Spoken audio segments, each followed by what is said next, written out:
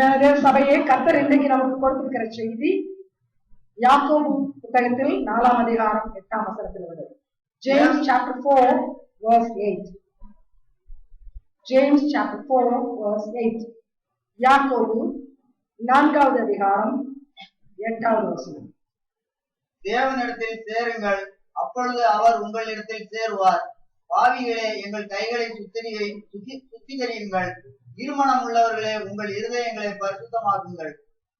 ஆண்டவர் சபைக்கு இன்றைக்கு சொல்கிறதை, ஆவியானவர் சபைக்கு சொல்கிறதை காதுள்ளவன் கேட்க கடவன். ஆண்டவர் என்ன சொல்கிறார்? நமது சபைகளிலே இரு மனம் உள்ளவர்கள் உண்டு. இரு மனம் உள்ளவர்கள் இல்லாத பட்சத்திலே ஆவியானவர் இப்படி பேச மாட்டார். ஆவியானவர் ஒரு சத்தியத்தை சொல்லுவாரானால் கட்டாயமாக அதற்கு ஒரு காரணம் இருக்கும். இங்கே நம்மில் அநேகர் இரு மனம் உள்ளவர்களாய் இருக்கிறோம். ஆகையினால் தான் ஆண்டவர் சொல்கிறார், உங்கள் இருதயத்தை பரிசுத்தமாக்குங்கள். நம்மை தேடி மணவாளனாகிய ஆண்டவராகிய இயேசு கிறிஸ்து வரப்போகிறார். நாம் உண்மையான சபையாக இருப்போமானால் மணவாட்டியை சேர்த்துக் கொள்ளும் பொழுது நாமும் சேர்த்துக் கொள்ளப்படுவோம். ஆனால் நாம் இருமனம் உள்ளவர்களாய் இருப்போமானால்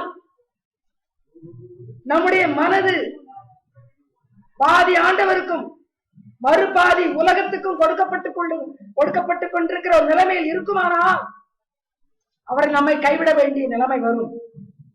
ஆகையினால் தான் இன்றைக்கு ஆவியானவர் சொல்கிறார், இயேசு கிறிஸ்துவினுடைய பரிசுத்த ஆவியானவர் சொல்கிறார், உங்கள் இருதயத்தை பரிசுத்தப்படுத்துங்கள். நமக்கு ஒரு நல்ல தருணத்தை கொடுக்கிறதுக்காக இதோ இறங்கி வந்திருக்கிறார். நம்மை அழித்து போட சித்தமுள்ளவராய் இருப்பாரானால் நம்மோடு கூட பேசிக் கொண்டிருக்க மாட்டார். வேத புத்தகத்தை படித்து இவர்கள் திருந்தினால் திருந்தட்டும், திருந்தாவிட்டால் போகட்டும் என்று விட்டு விடுகிற தேவன் நம்முடையவர் அல்ல. அவர் பேரன்புள்ள தேவன். அவருடைய அன்புக்கு அளவு கிடையாது. ஆகியதான் அத்தை அன்போடு கூட இந்த இடத்தில் இறங்கி இருக்கிறார். பரிசுத்த ஆவியின் மூலமாக ஆண்டவராகிய இயேசு கிறிஸ்து நம்மை எப்படியாயிலும் முழுமையாக தனக்குள் நிலைநிறுத்த விரும்புகிறார், வாஞ்சிக்கிறார். அநேக நேரங்களிலே நமது மனது அவரை விட்டு உலகத்துக்குள் போவதை அவர் பார்க்கிறார். மனிதனுடைய உள்ளங்களையும் உள்ளிந்திரியங்களையும் சோதித்தறிகிற தேவன் அவர். ஒருவேளை வெளியே உள்ள மக்கள் நாம் ஆண்டவரிடத்தில் மிகுந்த ஆழமான பக்தி வைத்திருப்பதாகவும் ஆண்டவரை நேசிப்பதாகவும் பார்க்கலாம். ஆனால் உள்ளத்தை ஆராய்கிற ஆண்டவரோ அந்த உள்ளம் சில நேரங்களில் இங்கும் அங்கு ஓடிக்கொண்டிருப்பதை பார்க்கிறார். அந்த மனதிலே பூரணமான பரிசுத்த தேவனிடத்தில் பற்று பாசம் இல்லை என்பதை ஆவியானவர் பார்க்கிறார். ஆவியானவர் ஆண்டவராகிய இயேசு கிறிஸ்துவுக்கு ஒரு பரிசுத்தமுள்ள மனவாட்டியை உருவாக்கி கொண்டிருக்கிறார். தெளிவாக புரிந்து கொள்ளுங்கள். ஆவியானவர் ஏன் இன்றைக்கு நான் பேசுவதை கேளுங்கள் என்று சொல்கிறார்? அவர் அனுப்பப்பட்டிருக்கிறார். அவர் பூமியிலே கிரியை செய்து கொண்டிருக்கிறார். அவருடைய கிரியை என்ன? வரப்போகிற மணவாளனாகிய ஆண்டவராகிய இயேசு கிறிஸ்துவுக்கு உகந்த ஒரு மணவாட்டியை உருவாக்குவது. அந்த மணவாட்டியை உருவாக்கி கொண்டிருக்கிற அந்த பரிசுத்த ஆவியானவர் இன்றைக்கு சபையிலே அசைவாடும் பொழுது இந்த சபையில 2 மனம் இருக்கிறதை பார்க்கிறார். ஆண்டவர் சொன்னார், முழு மனதோடு என்னை நேசியுங்கள், முழு ஆத்மாவோடு என்னை நேசியுங்கள். ஆனால் அப்படிப்பட்ட நேசமும் பாசமும் இல்லாது இருக்கிறதை ஆவியானவர் பார்க்கிறார். ஆவியானவர் எங்கும் சுற்றி திரிகிறவர், எல்லா இடங்களிலும் அசைவாடுகிறவர், எல்லா உள்ளங்களையும் நோக்கி பார்க்கிறவர். அவர் இன்றைக்கு நம்மிடத்திலே ஒரு மனதோடு நேசிக்கக்கூடிய ஒரு நிலைமை இல்லாததை பார்க்கிறபடியால் சொல்லுகிறார், இருமனம் உள்ளவர்களே, உங்கள் இருதயத்தை பரிசுத்தப்படுத்துங்கள். இந்த இருதயம் எப்பொழுது பரிசுத்தமாகும்?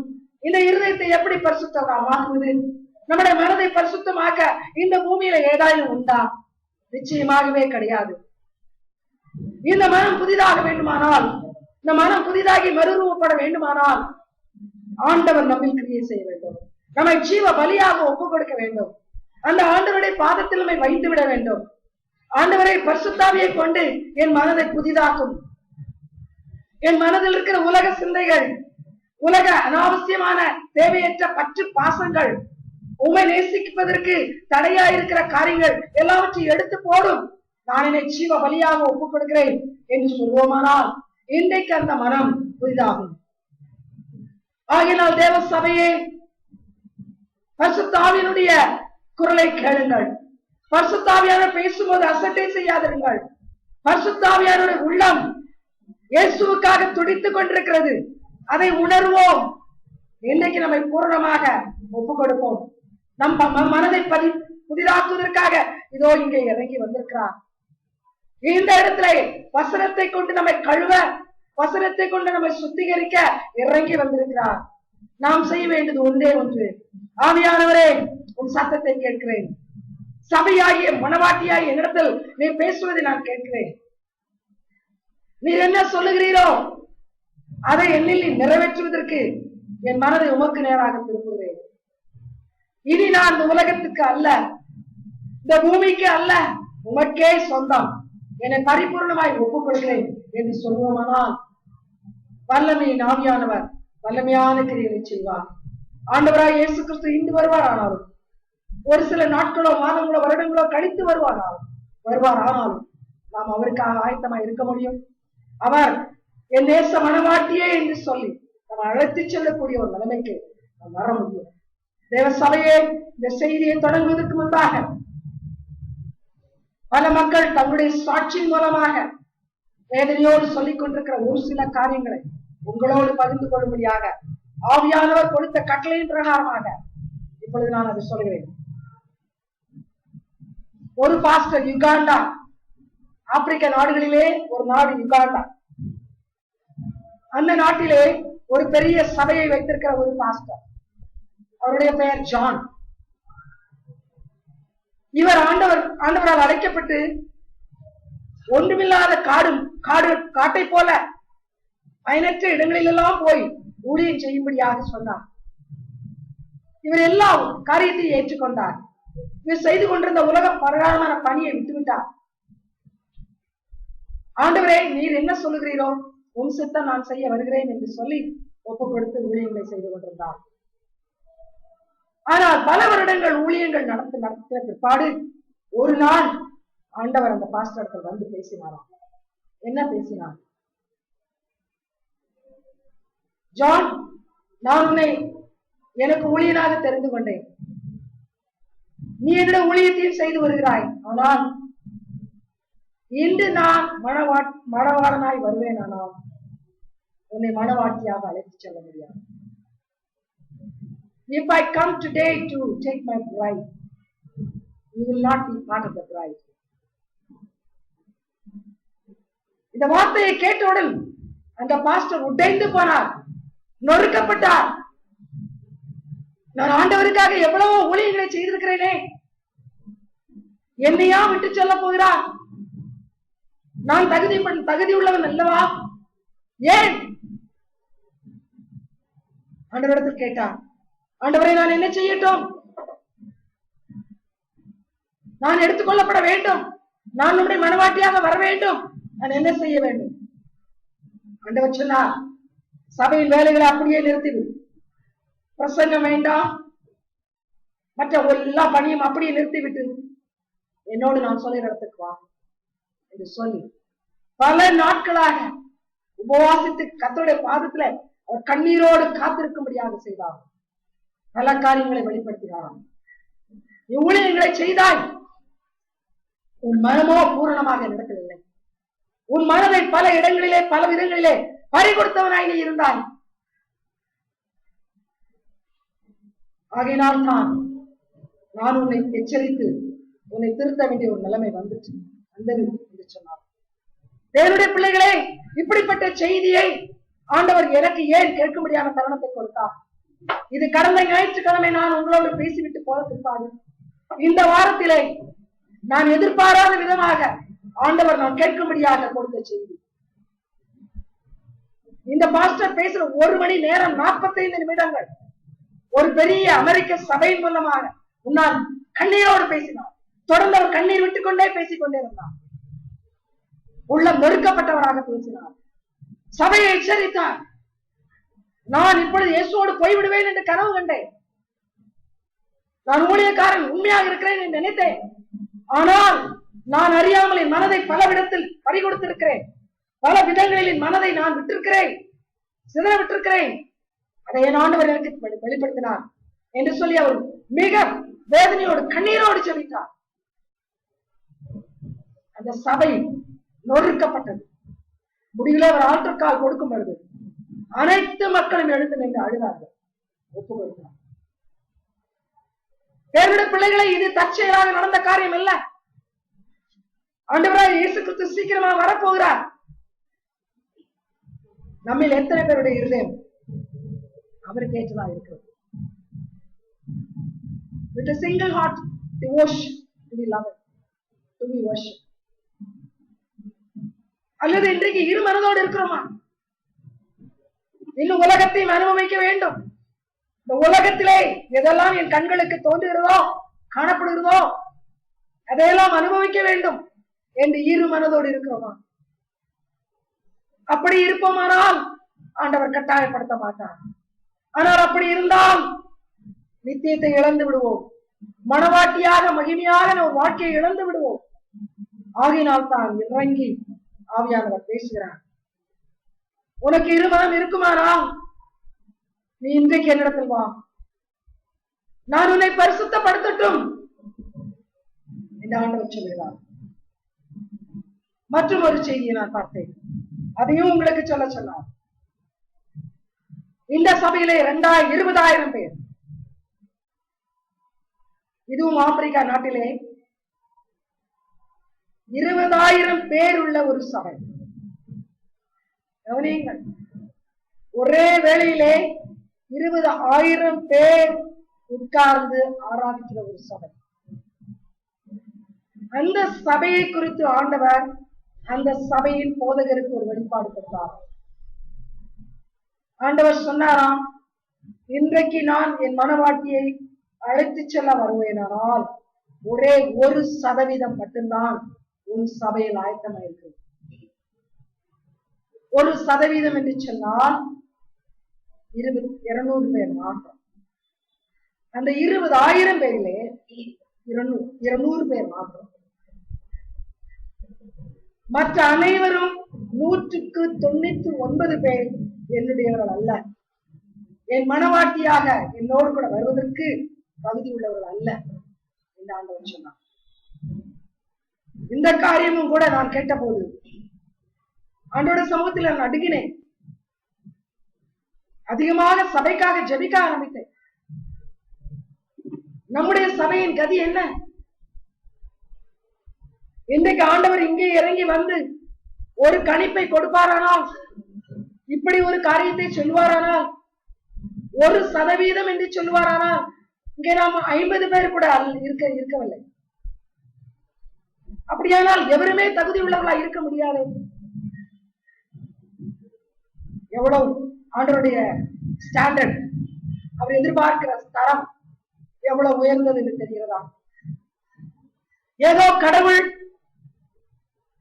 அவரை நான் ஆராதிக்கிறேன், நான் அவருடைய பிள்ளைதான், அவர் கொடுத்திருக்கிற வேதத்தை படிக்கிறேன், பாட்டுகளை பாடுகிறேன் என்று இன்னும் இருப்போமானால் நம்மை நாமே வஞ்சித்துக் கொள்வோம். அவர் வருகிற வேளை நமக்கு மகிழ்ச்சி வேலையாகிறார். ஆகினால் தேவ சபையே, இப்படிப்பட்ட மக்களுடைய அனுபவங்களை கேட்ட நாம் இன்றைக்கு நம்மை கர்த்தருக்கு நேராக திருப்புவோம். நம் மனம் மறுரூபம் அடையும்படியாக ஆண்டவருக்கு நேராக நம் மனதை திருப்புவோம். நம் மனம் பரிசுத்தமாகுவதற்கு ஒப்புக் கொடுப்போம். வேதம் சொல்வதை, இயேசு கிறிஸ்துவே சொல்வதை கேட்போம்.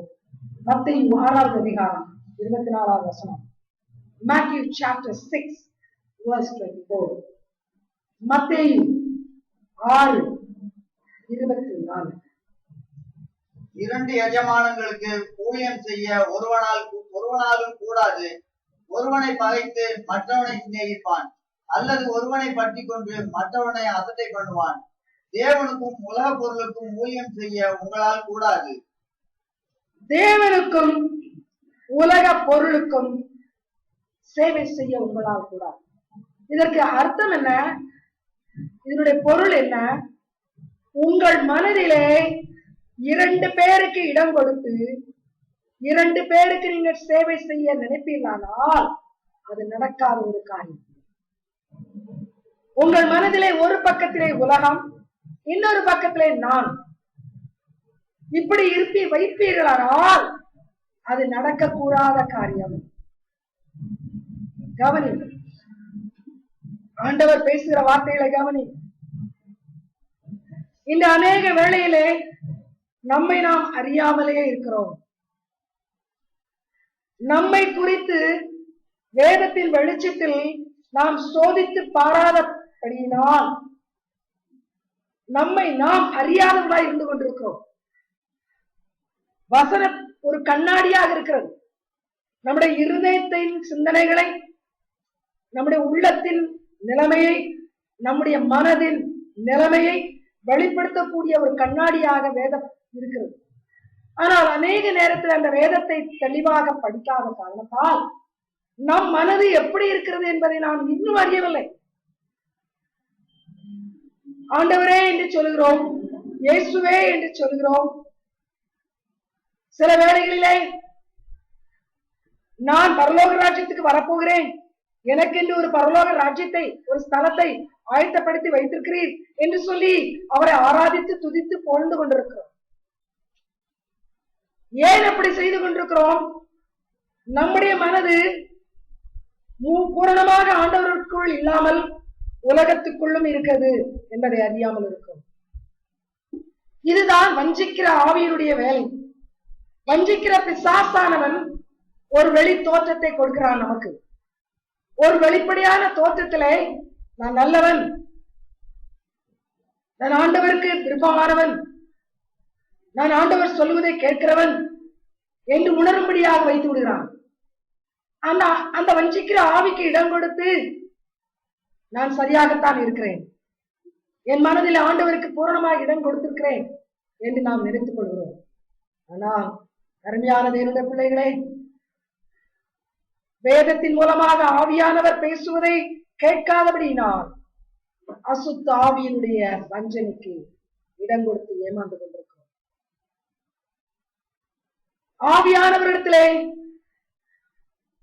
என்னை பூரணப்படுத்தும், என் நிலைமையை எனக்கு வெளிப்படுத்தும் என்று சொன்னால் அவர் நீ இன்றைக்கும் உலகத்துக்கு அநேக வேலைகளை சேவை செய்து கொண்டிருக்கிறார்.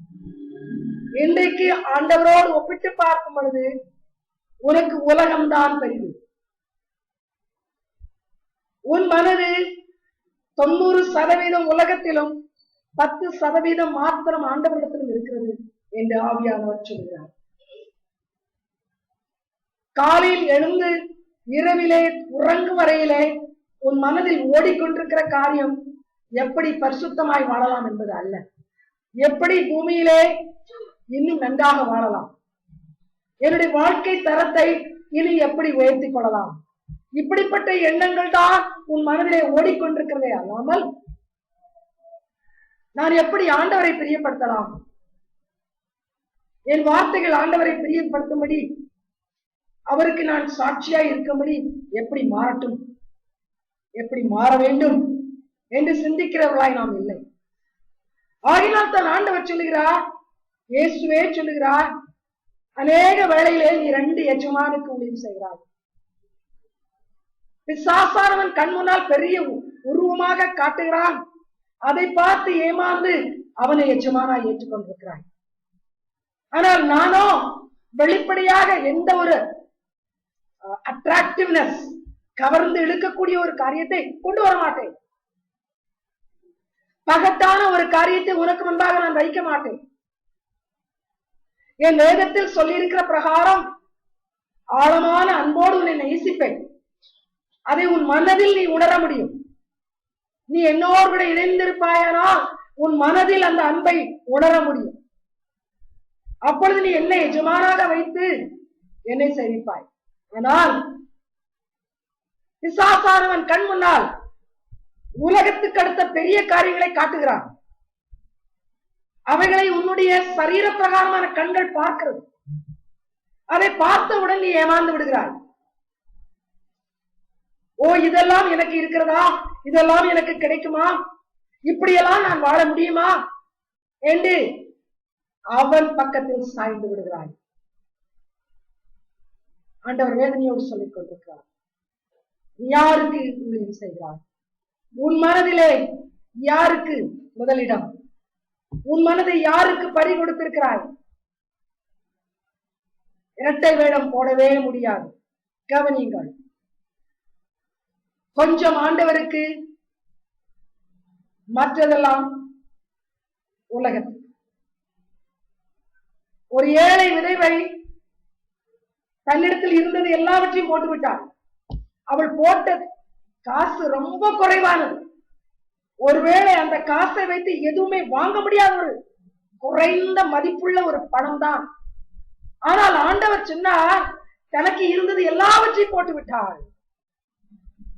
ஆண்டவர் என்ன எதிர்பார்க்கிறார்? நீ நிறைய கொடுக்க வேண்டும். உன்னிடத்துல நிறைய இருக்கிறது, அதில் நிறைய கொடுத்து விட வேண்டும் இல்ல, உன்னை பூரணமாக கொடுக்க வேண்டும். கவனி, உன்னிடத்தில் இருக்கிற பணத்தை நிறைய கொடுத்து விட்டால் ஆண்டவர் திருப்தி அடைய மாட்டார். உன்னை முழுமையாக ஆண்டவருக்கு ஒப்பு கொடுக்கும் பொழுது இந்த உலகத்திலே நீ எப்படி வாழ வேண்டும் என்பதை அவர் சொல்லித் தருவார். ஆகினால் தான் தெளிவாக பேசிக் கொண்டிருக்கிறார். நீ சபை என்று சொல்கிறாய், உன்னை மனவாட்டி என்றும் சொல்லிக் கொண்டிருக்கிறாய்.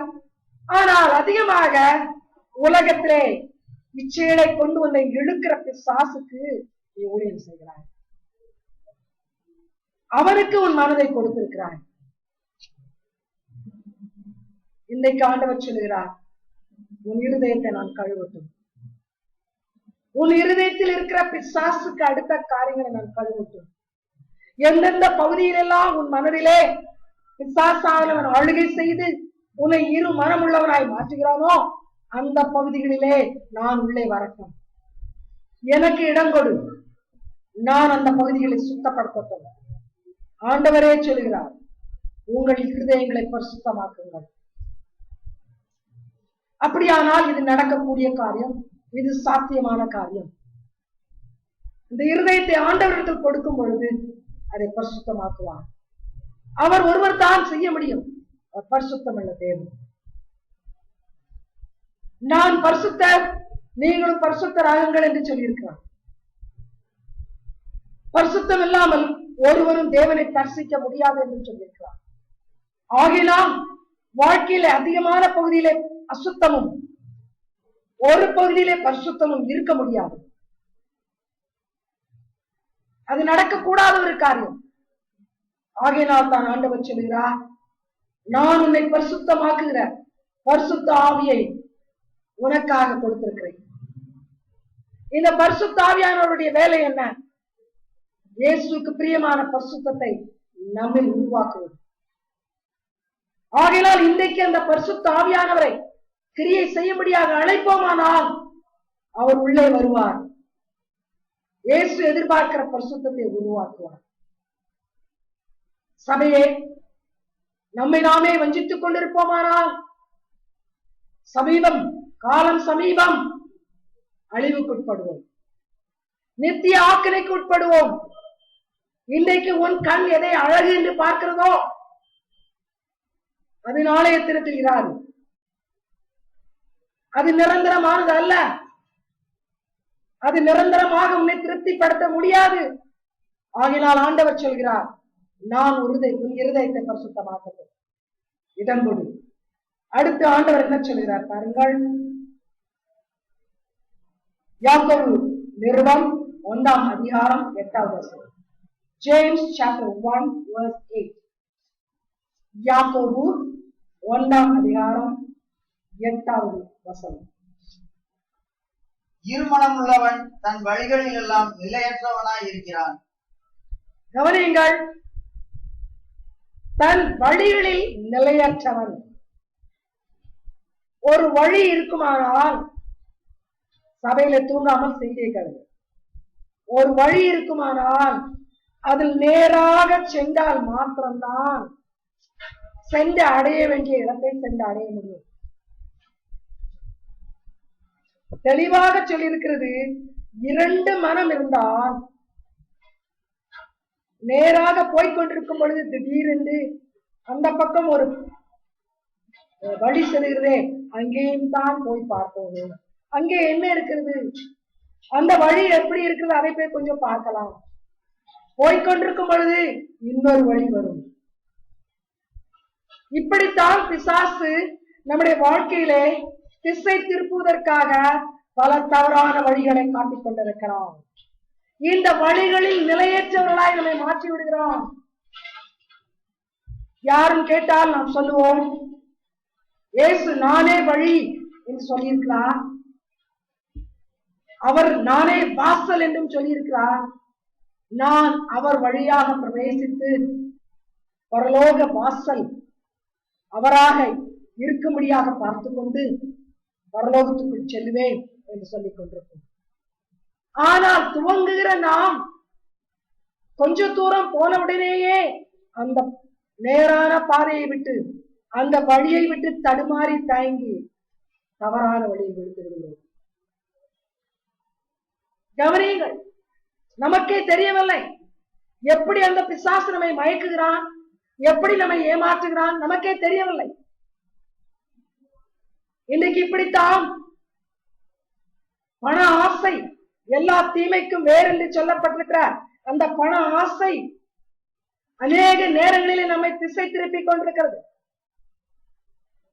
ஆண்டவர் நம்மிடத்தில் உண்மையை எதிர்பார்க்கிறார். அவர் உண்மை உள்ளவர், அவர் சத்தியவரர். ஆனால் சாத்தான் குறுக்கு வழியை காட்டுகிறான்.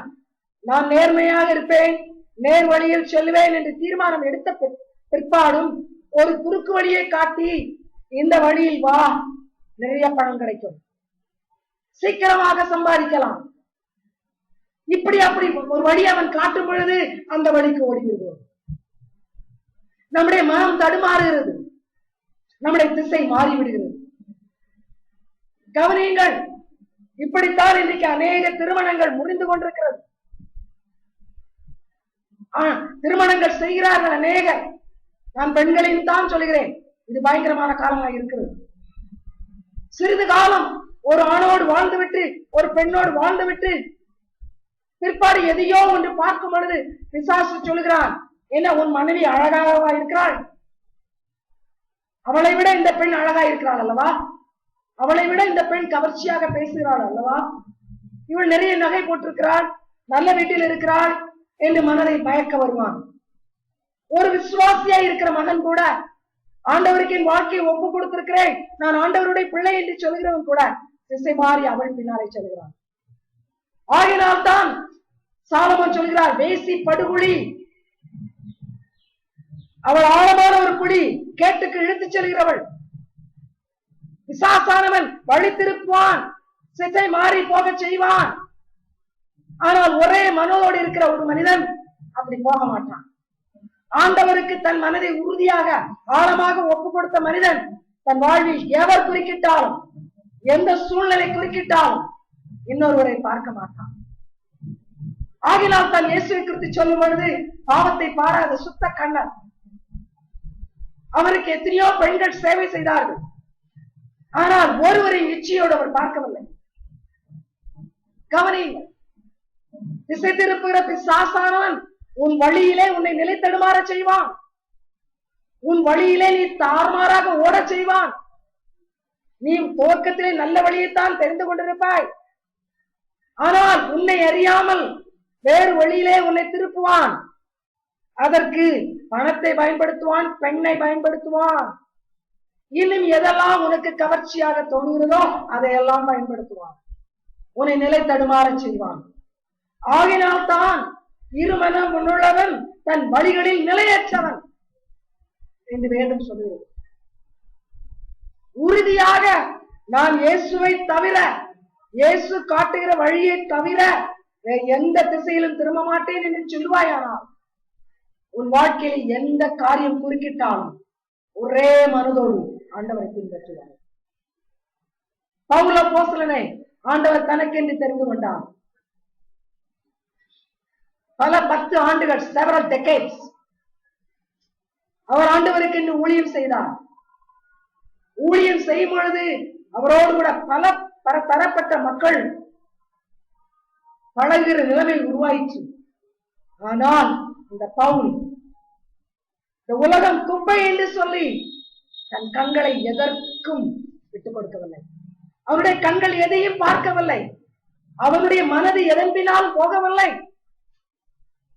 தெரிந்து கொண்ட மணவாளன் இயேசுவை மாத்திரம் பார்த்து சென்றான். அருமையான தேவனுடைய பிள்ளைகளே, இன்றைக்கு ஆண்டவர் நம்மோடு கூட பேசிக் கொண்டிருக்கிறார். இயேசுவை மணவாளனாக காண விரும்பினார். அவரையே நேசிக்கிற ஒரு மணவாட்டியா நீ இருக்க வேண்டும். உன்னை வேறு திசையில் திருப்பி உலகத்தோடு விபச்சாரம் செய்ய பிசாசு தூண்டுவான். உன் வழிகளை அவனுக்கு ஒப்புக் கொடுக்காது. உன் வழிகளிலே அவன் குறுக்கிட இடம் தராது. உன் மணவாளன் உன்னை நேசிக்கிறார். அவருடைய அன்பு ஆழமான அன்பு, ஒப்பற்ற நிகரற்ற அன்பு, நிரந்தரமான அன்பு, நிலையான அன்பு, கடைசி வரையில் இருக்கிற அன்பு. அந்த அன்புக்கு முன்பாக வேறு ஒரு அன்பு நிற்க முடியாது. ஆகினால் உன் வழிகளிலே பிசாசு குறுக்கிடுவானால் திட்டமும் தெளிவுமாக அவனுக்கு சொல், நானே வழி என்று சொன்னேன், என் இயேசுவே அல்லாமல் எனக்கு வேறு எதுவும் வேண்டாம். ஆகினால் தான் ஆவியானவர் அந்த பாட்டை பாட வைத்தார். வேறு ஒரு ஆசை இல்லை, என் உள்ளமெல்லாம் என் இயேசுவுக்காக. அருமையான தேவனுடைய பிள்ளைகளே, நாம் கர்த்தருடைய பாதத்திலே நம்மை சோதித்து அறிய வேண்டும். அநேக நேரத்திலே மரக்கட்டைகளை போல இருந்து கொண்டிருக்கிறோம். ஆண்டவருடைய சமூகத்திலே நம்மை சோதித்து அறியாமல் நான் போகிற வழி சரி என்று நினைத்துக் கொண்டிருக்கிறோம்.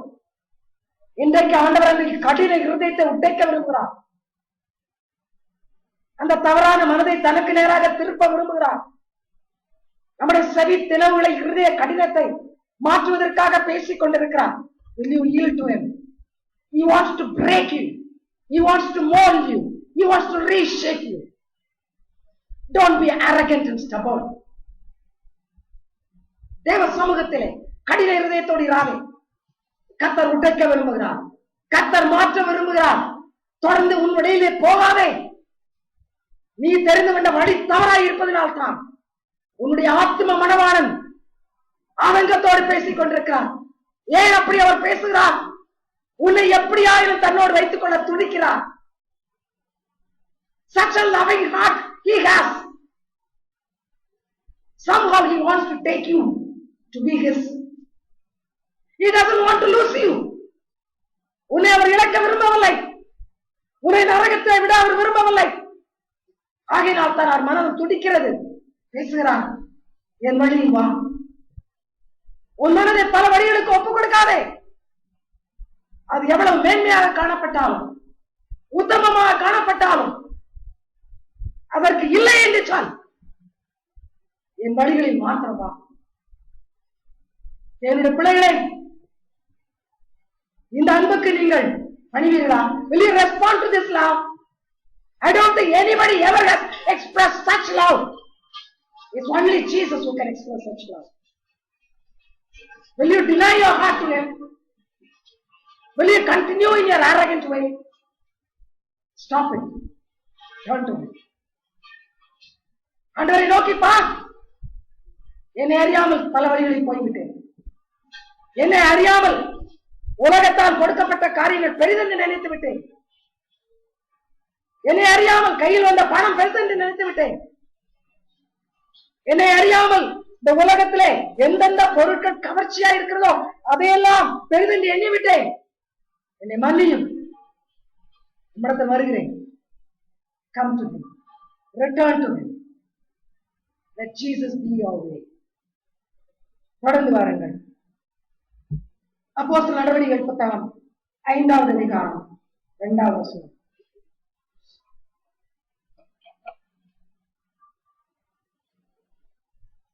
தன் மனைவி அறிய அவன் கிரயத்திலே ஒரு பங்கை வஞ்சித்து வைத்து ஒரு பங்கை கொண்டு வந்து அப்போஸ்தலருடைய பாதத்திலே வைத்தான்.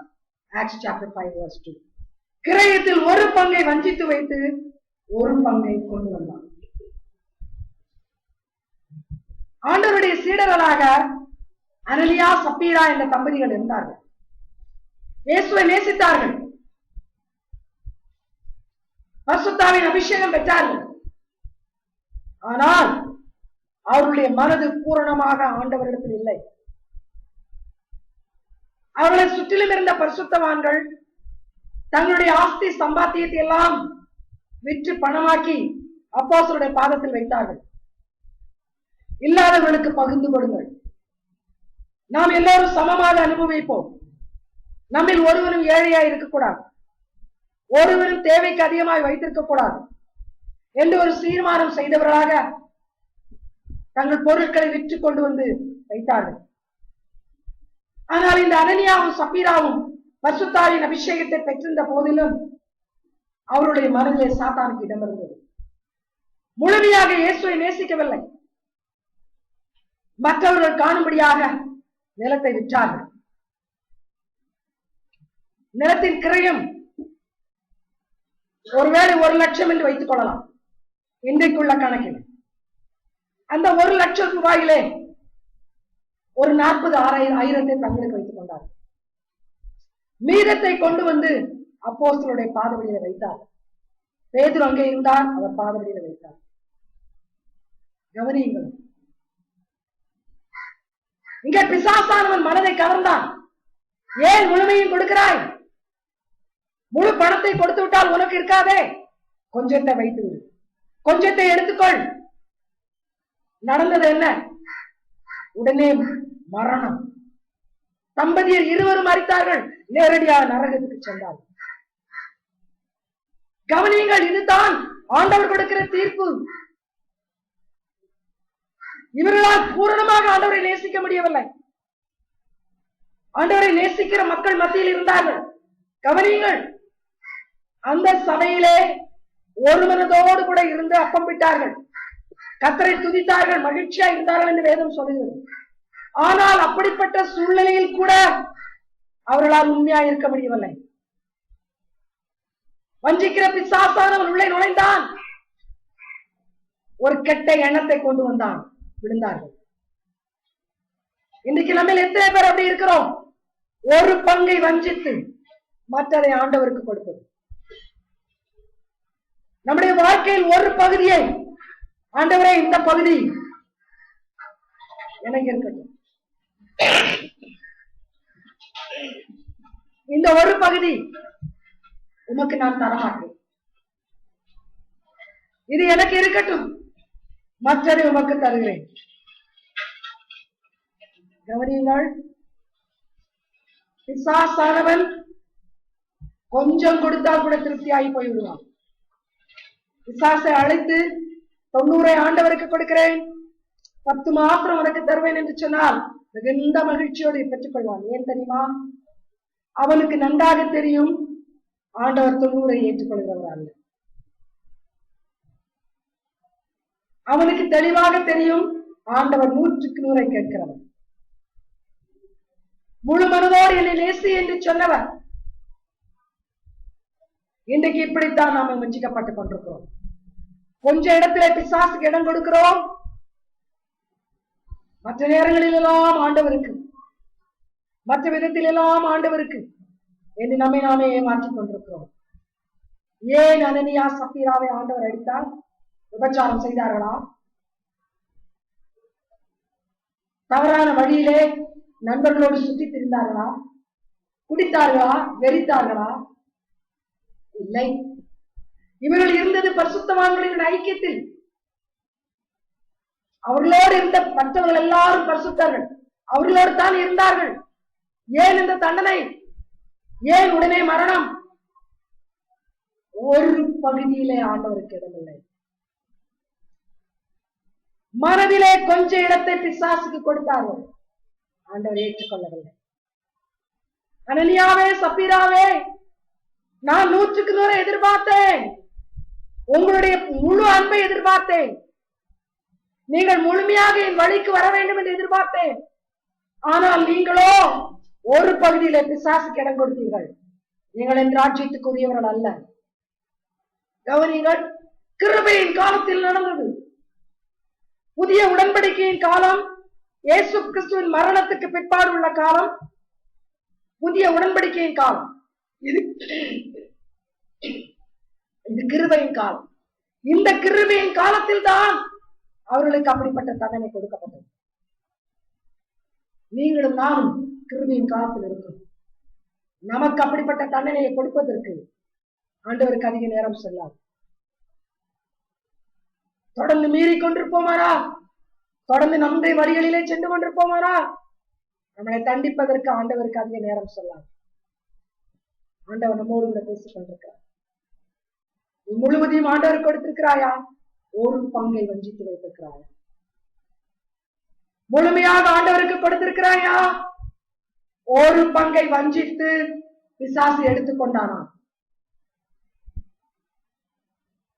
The Lord is warning you. Have you given 100% to Jesus, or have you allowed the devil to have dominion over you? Probably 20% or 10%. God wants 100%. Jesus wants 100%. தொடர்ந்து வாருங்க. 2 Kings chapter 5 verse 18. ரெண்டு ராஜாக்கள் 5வது அதிகாரம் 18வது வசனம். ஒரு காரியத்தையே கர்த்தர் உமது அடியனுக்கு மன்னிப்பாராக. என் ஆண்டவன் பணிந்து கொள்ள ரிமோன் கோவிலுக்குள் பிரவேசிக்கும் போது நான் அவருக்கு கைலாகு கொடுத்து ரிமோன் கோவிலிலே பணிய வேண்டியதாகும். இப்படி ரிமோன் கோவிலில் நான் பணிய வேண்டிய இந்த காரியத்தை கர்த்தர் உமது அடியனுக்கு மன்னிப்பாராக என்றான். கவனியுங்கள், இங்கே நாகமான் குஷ்டரோகியாக இருந்து சுகமாக்கப்பட்ட நாகமான் எலிசாவிடத்துல பேசிக் கொண்டிருக்கிறான். தீர்க்கதரிசியாகி எலிசாவிடத்தில் பேசுறான். என்ன சொல்லுகிறான்? மெய்யான தெய்வம் யெகோவா என்று நான் தெரிந்து கொண்டேன். ஒரு தண்ணீரில் மூழ்கி என்னுடைய குஷ்டரோகம் சுகமாகுமானால் இது தேவனால் உண்டானது. சாத்தானால் இப்படிப்பட்ட அற்புதம் செய்ய முடியாது. ஆகினால் யெகோவா தேவன் தான் உண்மையான தெய்வம், நான் அவரை ஏற்றுக்கொள்கிறேன். ஆனாலும் ஒரே ஒரு காரியத்தில் மாத்திரம் எனக்கு மன்னிப்பு தேவை. என்னுடைய எஜமானாகிய ராஜா ஒரு கோவிலிலே போய் பணிவார், ரிமோன் கோவில். அவர் அப்படி பணிய போகும் பொழுது அவருக்கு நான் உதவி செய்து அவரை அழைத்து செல்ல வேண்டும். அவரை அந்த கோவிலுக்குள் நான் அழைத்து செல்லும் பொழுது அவருக்கு என்னுடைய உதவி தேவை. அந்த நேரத்தில் அவர் புரியும் போது அவரோடு நானும் புரிய வேண்டியது இருக்கும். அந்த ஒரு காரியம் மாத்திரம் எனக்கு மன்னிக்கப்படும். கவனியுங்கள், நாகமான் ஆண்டவரை எஜமான் என்று பூரணமாக ஏற்றுக்கொள்ளவில்லை. இந்த பூமிக்குரிய எஜமான் ஒருவர் இருக்கிறார். அந்த எஜமானுக்கு நான் உதவி செய்வதற்காக நான் எந்த தெய்வத்தை விட்டு வந்தேனோ அந்த தெய்வத்துக்கு முன்பாக கொஞ்சம் பணிய வேண்டியது வரும். நாகமான் சுலபமாக சொல்லி இருக்கலாம், என் ஆண்டவரை விட்டு எதுவும் என்னை பிடிக்க கூடாது. உலக பிரகாரமான எஜமான் என்னை இடர செய்வாரானால், ஆண்டவரை விட்டு விலக செய்வாரானால் நான் அவர் பிறகே போக மாட்டேன். நான் என் ஆண்டவரை மாத்திரம்தான் பின்பற்றுவேன். ஆகினால் அவருக்கு முன்பாக அல்லாமல் வேற எங்கேயும் நான் பணிய மாட்டேன். தூங்கிக் கொண்டிருக்கிற சபையை கவனி. நிறைய பேர் தூங்கிக் கொண்டிருக்கிறீர்கள். வசதியாக செய்தியை கவனிங்க. பிசாசு தாளாட்டி கொண்டிருக்கிறான், தூங்க வைக்கிறான். நரகத்திலே தூங்க முடியாது. ஒன்று கவனியுங்கள், பரலோக ராஜ்யத்திலே சுகமான வாழ்க்கை உண்டு, பேரின்ப வாழ்க்கை உண்டு. நரகத்திலே 24 மணி நேரம் வாதிக்கப்பட வேண்டும். அங்கே தூங்க முடியாது. ஆகினால் தான் இங்கே தூங்க வைத்து செய்தியை கேட்காதே என்று சொல்லிக் கொண்டிருக்கிறான். செய்தியை கேட்டால் வாழ்க்கை மாறிவிடுமே. ஆகினால் செய்தியை கேட்காதபடிக்கு தூக்கத்தை கொண்டு வருகிறான். வஞ்சிக்கிற ஆவி கிடக்கூடாது. வஞ்சிக்கிற ஆவியை எதிர்த்து நில்லுங்கள். உலக பிரகாரமான எஜமானை தெரியப்படுத்துவதற்காக பரம தகப்பனை நான் கொஞ்சம் துக்கப்படுத்த. உலக பிரகாரமான எஜமான் பூரணமாக ஆண்டவருடைய பிள்ளை இல்லை. முழுமையாக ஆண்டவரை ஏற்றுக்கொண்டவர் கிடையாது. ஆனாலும் உலக ஆதாயத்திற்காக, உலக தொழிலுக்காக கொஞ்சம் அந்த எஜமானை நான் பிரியப்படுத்த. உன்னை பார்த்துத்தான் ஆண்டவர் சொல்கிறார், அப்படி நீ பணிய நேர்ந்தால் உன் மனது பூரணமாக எனக்கு கிடையாது. இருமனம் உள்ளவர், இருமனம் உள்ளவர்கள் ஆண்டவருக்கு தேவையில்லை. இருமனம் உள்ளவர்களை ஆண்டவர் பரிசுத்தமாக்க விரும்புகிறார். பூரணமான மனதை ஆண்டவர் விரும்புகிறார், வாஞ்சிக்கிறார். அதைத்தான் கேட்கிறார். கவனிங்கள், உலக பிரகாரமாகவே நான் பேசுகிறேன். இப்போ உங்களுக்கு புரியும்படியாகவே சொல்கிறேன். இங்கே நிறைய ஆண்கள் இருக்கிறீர்கள், உங்களுக்கு தான் அதிகமாக இந்த செய்தி நான் சொல்லுவேன். இந்த ஒரு உதாரணம், ஒரு திருமணம் செய்து கொண்டீர்கள் வைத்துக் கொள்ளலாம். உங்களுக்கு பெண் பிடித்தது, நன்றாக இருக்கிறாள், நல்ல பிள்ளை என்று நினைத்து திருமணம் செய்கிறீர்கள்.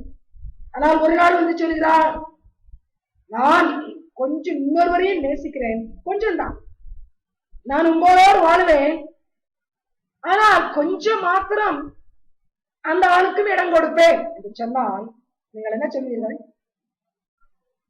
என்ன சொல்வீர்கள்? உன் சம்பந்தம் எனக்கு வேண்டாம், போ. உன்னை உண்மை உள்ளவள் என்று நான் திருமணம் எண்ணி திருமணம் செய்தேன். நீ 100க்கு 100 உத்தமே என்று நான் நினைத்து திருமணம் செய்தேன். ஆனால் இப்பொழுதோ நீ வந்து கொஞ்சத்தை இன்னொருவருக்கு கொடுப்பேன், வாழ்க்கையில் கொஞ்ச நேரம் மற்றவர்களுக்கு கொடுப்பேன் என்று சொல்கிறாய். எனக்கு அப்படிப்பட்ட மனைவி தேவையில்லை, வா நாம் விவாகரத்து செய்து விடுவோம் என்று சொல்வீர்கள் அல்லவா? இதைத்தான் பெண்கள் ஒவ்வொருவரும் சொல்வார்கள். ஒருவரும் ஏற்றுக்கொள்ள மாட்டார்கள். உலக பிரகாரமான உறவு உலகத்தோடு முடியும். இதிலேயே நாம் இவ்வளவு வைராக்கியம் காட்டுகிறோம், விட்டுக் கொடுக்க மாட்டோம். நித்திய விவாகத்துக்கு நம்மை நியமித்துக் கொண்டார் என்று ஓசியா தீர்க்கதரிசியில் ஆண்டவர் சொல்கிறார். அவர் நம்மை நித்திய விவாகத்துக்கு நியமித்துக் கொண்ட நம்முடைய மனவாளம். அவர் நான் இன்னொரு எஜமானுக்கு கொஞ்சம் ஒப்பு கொடுக்கட்டும், இன்னும் கொஞ்சம் இன்னொரு எஜமானுக்கு கொஞ்சம் லாயலிட்டி காட்டட்டும், உண்மையை காட்டட்டும் என்று சொன்னால் ஏற்றுக்கொள்வாரா? நீ மாமிசமும் சதையுமாய் இருக்கிற நீயே ஏற்றுக்கொள்ள மாட்டார். மண்ணிலிருந்து வந்து மண்ணுக்கு திரும்ப போகிற நீயே ஏற்றுக்கொள்ள மாட்டார். பரலோகத்தின் தேவன் ஏற்றுக்கொள்வாரா? உன்னை விட அவர் குறைந்தவரா? அவரை குறைவாக எடை போட்டிருக்கிறாய் அல்லவா? கொஞ்சத்தை நான் இன்னொருவருக்கு தருகிறேன், என் மனதிலே ஒரு இடம் மட்டும், ஒரு கொஞ்சம் இடம் மட்டும் உலகத்துக்கு தருகிறேன் என்று நீ சொன்னால் அவர் ஏற்றுக்கொள்வாரா? அப்படிப்பட்ட மனவாட்டி எனக்கு தேவையில்லை என்று சொல்வார். ஆகினால்தான் 20,000 பேர் உள்ள சபையிலே 200 பேர் மாத்திரம்தான் எடுத்துச் செல்வேன் என்று சொல்லியிருக்கிறார்.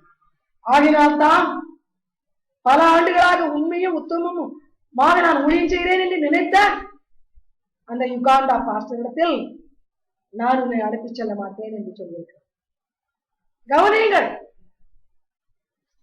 நம்முடைய தேவன் சொன்னால் சொன்னதை செய்வார். என்னை முழுமையாக, உன்னை முழுமையாக எனக்குத்தான், உன் மனதை முழுமையாக எனக்குத்தான், அல்லாவிட்டால் நீ எனக்கு வேண்டாம்.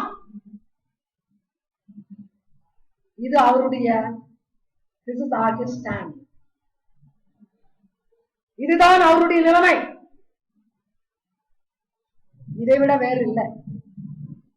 நம்மை நாமே ஏமாற்றுவதற்காக டபுள் ஸ்டாண்டர்ட் போடலாம், நம்மை நாமே வஞ்சிப்பதற்காக கொஞ்சம் ஆண்டவருக்கு கொஞ்சம் உலகத்துக்கு, ராயனுடைய ராயனுக்கும் தேவனுடைய தேவனுக்கும் படுங்கள்.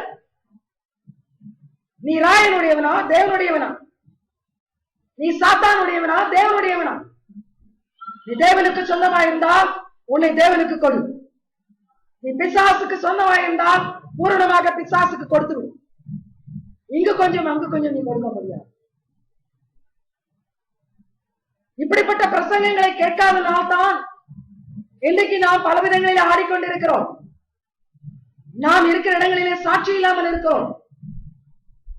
வேதனை உங்களைத்தான் பார்த்து சொல்லி, இந்த சபையை குறித்து வெளியில் இருக்கிறவர்கள் என்னோட சில காரியங்களை சொல்லும் பொழுது நான் வேதனைப்படுகிறேன். உங்கள் சபைக்கு வருகிற அந்த மகள் ஏன் சாட்சியா இல்லை, ஏன் சாட்சி இல்லை என்று மக்கள் கேட்கும் பொழுது நான் வேதனைப்படுகிறேன். நீ யாருக்கு சொந்தம்? நீ ஆண்டவருக்கு சொந்தமா? நீ அல்லது உலகத்துக்கு சொந்தமா? இரண்டுக்கும் சொந்தமா நீ இருக்க முடியாது. சாட்சி இழக்காதே, உன் சாட்சி இழக்காதே. நீ எங்கே இருந்தாலும் அங்கே தேவனுக்கு உரியவனாக நீ இருப்பாயானால், தேவனுக்கு உரியவனாக நீ இருப்பாயானால் உன்னை குறித்து வேறு விதமாக யாரும் பேச முடியாது. அதைத்தான் ஆண்டவர் சொல்லிக் கொண்டிருக்கிறார். தொடர்ந்து வாருங்க. அப்போஸ்தலர் 15வது அதிகாரம் 1வது. சிலர் யூதேயாவிலிருந்து வந்து, நீங்கள் மோசேயினுடைய முறைமையின்படியே விருத்த சேதனம் அடையாவிட்டால் ரட்சிக்கப்பட மாட்டீர்கள் என்று சகோதரருக்கு போதகம் பண்ணினார்கள். கவனியுங்கள், விருத்த சேதனம் என்பது பழைய ஏற்பாட்டுக்காரர்.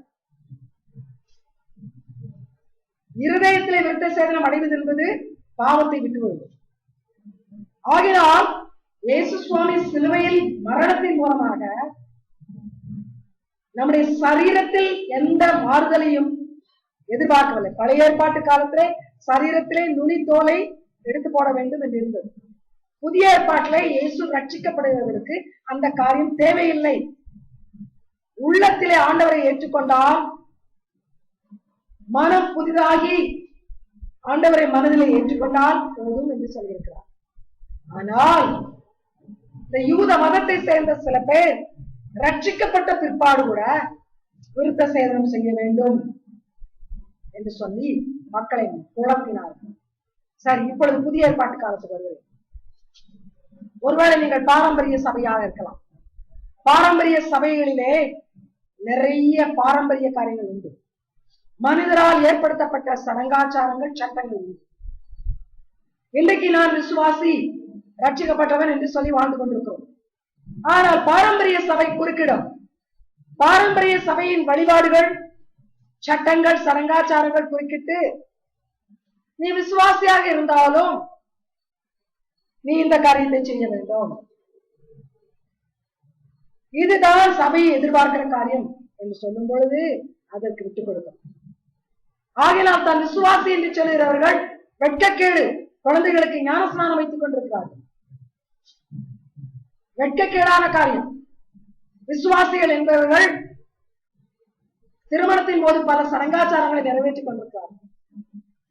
பல சாங்கியங்கள், சடங்காச்சாரங்கள் உலகத்துக்கு ஏற்றவை, அவற்றை செய்து கொண்டிருக்கிறார்கள். விசுவாசிகள் இன்றைக்கு நாள் பார்த்து கொண்டிருக்கிறார்கள், நேரம் பார்த்து கொண்டிருக்கிறார்கள், சகுனம் பார்த்து கொண்டிருக்கிறார்கள். இதெல்லாம் பழைய காலத்தின் காரியங்கள். விருத்த சேதனம் பழைய ஏற்பாட்டின் காரியம். புதிய ஏற்பாட்டிலே வேதம் சொல்லுகிறதை தவிர மனிதன் சொல்லுகிறதை கேட்க அவசியம் இல்லை. மனிதன் எதையோ சொல்லுவான். இயேசு சுவாமியுடைய படம் என்று ஒன்றை வைத்து, கவனிங்கள், இயேசுவை யாரும் போட்டோ பிடிக்கவில்லை. வைத்திருக்கிற படம் எல்லாம் மனிதனுடைய கற்பனையில் வரையப்பட்ட படம். அதற்கு ஒரு ஊதுவத்தியை கொளுத்து வைத்து அதுக்கு ஒரு மாலை போட்டு முன்னால் வணங்கு. இது மனிதன் சொல்லுவான். ஆண்டவர் அதை சொல்லவில்லை. ஆண்டவர் சொல்கிறார், ஒரு உருவத்தை வழிபடாதே, ஒரு உருவத்தை வழிபடாதே. ஒரு படம் என்று சொல்லி, அது கடவுள் என்று சொல்லி ஊதுவத்தியை பத்த வைத்து அதற்கு முன்னால கேண்டலை கொளுத்து வைத்து ஒரு மாலையை போட்டு நீ வழிபடுவாயானால் நீ இருமனதோடு இருக்கிறாய். எப்படிப்பட்ட ஒரு வழிபாடு ஆண்டவருக்கு பிடிக்காது. இந்த சிஎம்சி போவீர்களானால் ஒரு இடத்துல ஏராளமான கேண்டில்களை கொளுத்து வைத்து கிறிஸ்தவர்களும் மற்றவர்களும் ஆராதனை செய்கிறார்கள். கர்த்தர் வெறுவிருக்கிறார், அருவருக்கிறார், வாந்தி பண்ணி போடுவார். ஸ்தாபகத்தை நடத்துகிறவர்கள் யாரா இருந்தாலும் சரி, எனக்கு அதை பற்றி கவலை இல்லை. அதை அனுமதிக்கிற ஒவ்வொருவரையும் யாரும் ஏற்றுக்கொள்ள மாட்டார். பழைய சடங்காச்சாரங்கள், பழைய வழிபாடுகள், ஒரு நாளை விசேஷித்த நாள் என்றும் மற்றொரு நாளை கெட்ட நாள் என்றும், ஒரு நேரம் விசேஷித்த நேரம் மற்ற நேரம் கெட்ட நேரம், இதெல்லாம் மனிதன் உண்டாக்கின காரியங்கள். இயேசுனுடைய பிள்ளையாக இருப்பாயானால் எல்லா நேரமும் நல்ல நாள், எல்லா நாளும் நல்ல நாள், எல்லா நேரமும் நல்ல நேரம், எல்லாம் ஆண்டவர் கொடுத்தால் கொடுத்ததை ஸ்தோத்திரத்தோடு கூட ஏற்றுக்கொள்ள வேண்டும். பழைய ஏற்பாட்டில் சொல்லப்பட்டிருக்கிறது, பண்டி இறைச்சி சாப்பிடக்கூடாது. கவனியுங்கள், இன்றைக்கு புதிய ஏற்பாட்டில் நிறைய பேர் நாங்கள் பண்டி இறைச்சி சாப்பிட மாட்டோம். பழைய ஏற்பாட்டின் காலம் முடிந்து விட்டது. ஆண்டவர் சொல்லியிருக்கிறார், எல்லா ஆகாரத்தையும் ஸ்தோத்திரத்தோடு ஏற்றுக்கொள், புசி, தவறில்லை. புரிகிறதா? மனிதன் ஏற்படுத்தின சாங்கியங்களை விட்டுவிடுங்கள். மாலைகளை உருட்டி ஜெபிக்கிறதை விட்டுவிடுங்கள். படத்தை பார்த்து இப்படியெல்லாம் பண்ணாதிருங்கள். மனிதனுடைய காலில் விழாதிருங்கள். அதனால்தான் என்னுடைய காலில் யாராவது விழவர் போல நான் தடுக்கிறேன். விழாதிருங்கள். மனிதனை தெய்வமாக்காதிருங்கள். படங்களை தெய்வமாக்காதிருங்கள். ஒரு ஆலயத்தில் ஆல்டர்ல போய் கேண்டில் கொடுத்தாதே. ஏன் இந்த சபையில ஆல்டர் கிடையாது? இது ஆல்டர் இங்க சேர்ப்ப கடத்தி போறங்க நாங்க யாருக்கு சொல்ல மாட்டோம். இது தேவனுடைய இடத்துல எல்லா இடமும் ஒன்றுதான். ஒன்று மட்டும் பரிசுத்தமான இடம் கிடையாது. மனித சடங்காச்சாரங்களை விட்டுவிட்டு வேதத்துக்கு அடுத்த விதத்திலே கர்த்தரை ஆராதிப்போம், கர்த்தரை தேடுவோம், கர்த்தரை பணிவோம். ஒன்றே ஆண்டவர் எதிர்பார்க்கிற காரியம். கடைசியாக ஒரு ஸ்திரீயை பற்றி ஆண்டவர் சொல்லுகிறேன். ரூத் 1ஆம் அதிகாரம் 14-16 வசனங்கள். Ruth chapter 1 verses 14, 15, 16. அப்பொழுது அவர்கள் சத்தமிட்டு அதிகமாய் அழுதார்கள். ஓர்பாள் தன் மாமியை முத்தமிட்டாள். ரூத்தோ அவளை விடாமல் பற்றி கொண்டாள். அப்பொழுது அவள், இதோ உன் சகோதரி தன் ஜனங்களிடத்திற்கும் தன் தேவர்களிடத்திற்கும் திரும்பி போய்விட்டாளே, நீயும் உன் சகோதரியின் பிறகு திரும்பி போ என்றாள். அதற்கு ரூத், நான் உம்மை பின்பற்றாமல் உம்மை விட்டு திரும்பி போவதை குறித்து என்னோட பேச வேண்டாம். நீர் போகும் இடத்திற்கு நானும் வருவேன், நீர் தங்கும் இடத்திலே நானும் தங்குவேன். உம்முடைய ஜனம் என்னுடைய ஜனம், உம்முடைய தேவன் என்னுடைய தேவன். இந்த வார்த்தைகளை கவனிங்கள், எவ்வளவு அருமையான வார்த்தைகள். நான் திரும்பி போக மாட்டேன். 2 சகோதரிகள், ஓர்பாள், ரூத், 2 பேருடைய கணவன்மார் மரித்து விட்டார்கள். நகோமி என்பவள் மாமியார். அப்பொழுது 2 பேரும் வந்து சொல்கிறார்கள், இப்பொழுது நாங்கள் உங்கள் குடும்பத்தை சேர்ந்து விட்டோம். கணவன் இறந்து விட்டாலும் பரவாயில்லை, உங்கள் பிள்ளை வருவோம். அப்பொழுது மாமி சொல்கிறாள், இல்லையம்மா, நீங்கள் இன்னும் பின்னே வந்தீர்களானால் நான் ஏழ்மையில் இருக்கிறேன், உங்களுக்கு நான் வாழ்வளிக்க முடியாது, திரும்பி போய்விடுங்கள், நீங்கள் இருவரும் திரும்பி போய்விடுங்கள் என்று மாமியார் சொல்கிறார். அப்படி சொல்லும் பொழுது ஓர்பாள் என்பவளுடைய மனது வெளிப்பட்டது. அவள் உண்மையான வார்த்தைகளை மாமியாருக்கு சொல்லவில்லை, அவள் திரும்பி போய்விட்டாள். ஆனால் ரூத்தோ, இல்லை, நான் திரும்பி போக மாட்டேன், நீரே எனக்கு வேண்டும், நீங்க எங்க போறீங்களோ அங்க வருவேன், நீங்கள் வழிபடுகிற தெய்வத்தை வழிபடுவேன், நீங்கள் பட்டினியா இருந்தால் நான் பட்டினியா இருப்பேன், நீங்கள் சாப்பிட்டு திருப்தி அடைந்தால் நான் சாப்பிட்டு திருப்தி அடைவேன், நான் திரும்பி மாத்திரம் சொல்ல மாட்டேன். இப்படி எத்தனை பேர் ஆண்டவர் எடுத்து சொல்ல முடியும்? நம்மள அநேகர் ஓர்ப்பார்கள் தான் இருக்கிறோம். திரும்பி போய்விடுவோம். ஆண்டவர் சொல்கிறார், என் பிறகே வருவாயானால் முழு மனதோடு வா, இல்லை ஆண்டவரே நான் உலகத்துக்கே போய்விடுகிறேன். உண்மை பின்பற்றுவது கடினமான காரியம். இதுதான் ஓர்ப்பாளுடைய இது. அவள் திரும்பி போய்விட்டான். ஆனால் ரூத்தோ, இல்லை, திரும்பி போகிற காரியத்தை இடத்தில் பேச வேண்டாம், நான் உன் பிறகே வருவேன், உண்மையாய் இருப்பேன். தேவ பிள்ளைகளே, இப்படிப்பட்ட ரூத்தை ஆண்டவர் தேடுகிறார். Are you a Ruth or Orpha? Single-hearted devotion to God, the Almighty. ஆண்டவரை உயிருக்கு உயிராக நேசிக்கிற மணவாளனாகிய இயேசு கிறிஸ்துவை உயிருக்கு உயிராக நேசிக்கிற மணவாட்டி. எனக்கு உலகம் வேண்டாம், நான் உன் பின்னே தான் வருவேன், நீர் போகிற இடத்தில் நான் இருப்பேன். இயேசுவே, நீர் என்னை ஏழ்மையாக வைத்தால் சந்தோஷம், என்னை பட்டினியா இருக்க சொன்னால் சந்தோஷம், என்னை இழக்க சொன்னால் சந்தோஷம். நான் உம்மை விட்டு உலகத்தின் பின்னே போக மாட்டேன். நான் உறுதியான மனதோடு உண்மை பற்றி கொண்டேன். என் மனதிலே உண்மை தவிர வேறு யாருக்கும் இடமில்லை. ஆகினால் நான் திரும்பி போக மாட்டேன். ஆண்டவரே, சபையே, இப்படி சொல்ல முடியுமா? நீ அப்படிப்பட்ட உத்தமமான மனவாட்டி தானா? நீ அப்படி உண்மையான மனவாட்டியாக இருக்கிறாயா? இயேசுவே, உலகம் வேண்டாம், வேறு ஒரு ஆசை இல்லை, உண்மை தவிர. சொல்ல முடியுமா? கடைசியாக ஒரு எச்சரிக்கை. வெளிப்படுத்தின விசேஷம் 3ஆம் அதிகாரம் 16ஆம் வசனம். Revelation chapter 3 verse 16. இப்படி நீ குளிருமின்றி அனலுமின்றி வெகுவிப்பாய் இருக்கிறபடியினால் உன்னை என் வாயின் என்று வாந்தி பண்ணி போடுவேன்.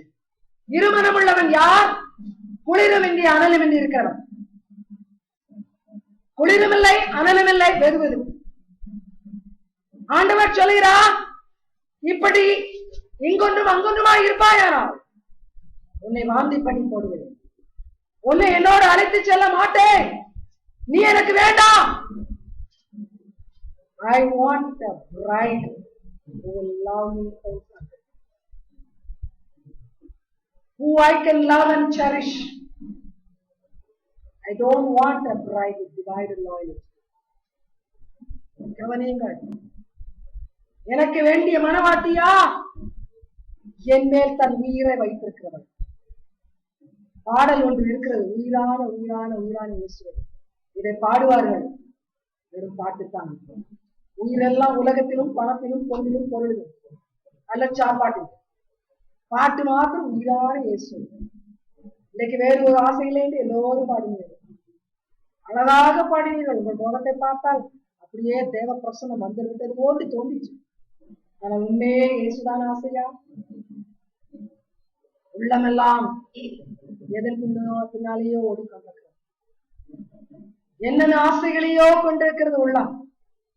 ஆனால் பாடும் பொழுது மாத்திரம் வேறு ஒரு ஆசை. வஞ்சிக்கிற ஆவி எப்படி இடம் பிடித்து வாழ்ந்து கொண்டிருக்க, வாழ வைத்துக் கொண்டிருக்கலாம். வஞ்சிக்கிற ஆவி உனக்கு உள்ளக்குள் இருக்கிறான். He has captured your mind. The spirit of deception. He has captured your mind. Come out of him. இயேசுவுக்கு பூரணமாக இடம் கொடு. மணவாளன் வரப்போகிறார். மணவாட்டி என்று சொல்லிக் கொண்டிருக்கிற உன்னையே வஞ்சிக்கிற சபையே, உன் மணவாளன் வரப்போகிறார். உன் மணவாளன் யார்? பாவத்தை பாராத சுத்த கண்ணன். உன் மணவாளன் யார்? உன்னை உண்மையாக நேசிக்கிறவர். உன் மணவாளன் யார்? உண்மையாக நேசிக்கிற மணவாட்டியை வாஞ்சிக்கிறவர். அப்படி இருப்பாயானால் அவர் வரும்பொழுது எடுத்துக் கொள்ளப்படுவாய். அப்படி இல்லாவிட்டால் எவன் உன்னை வஞ்சிக்கிறானோ, எந்த சாத்தான் உன்னை வஞ்சிக்கிறானோ, அவனுக்கு நியமிக்கப்பட்ட அக்கினி கடலிலே அவனோடு கூட நீயும் நித்தியத்தை கழிப்பான்.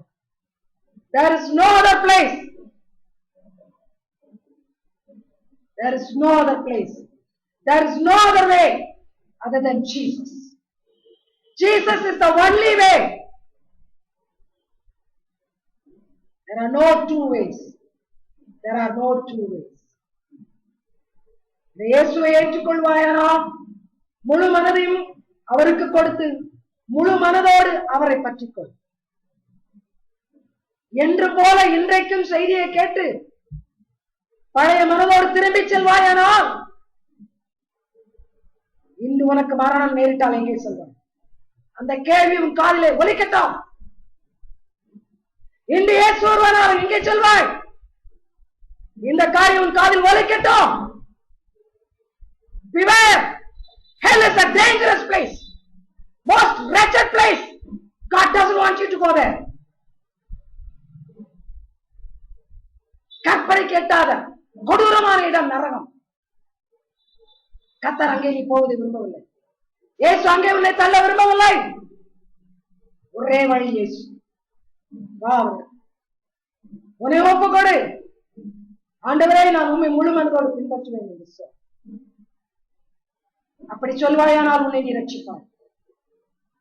அப்படி சொல்ல முடியாத பட்சத்தில் உன்னை ரட்சிக்க வேறு ஒரு சக்தியும் கிடையாது, வேறு ஒரு வழியும் கிடையாது. இந்த எச்சரிப்பு காதில் தொடுத்துக் கொண்டே இருக்கும்.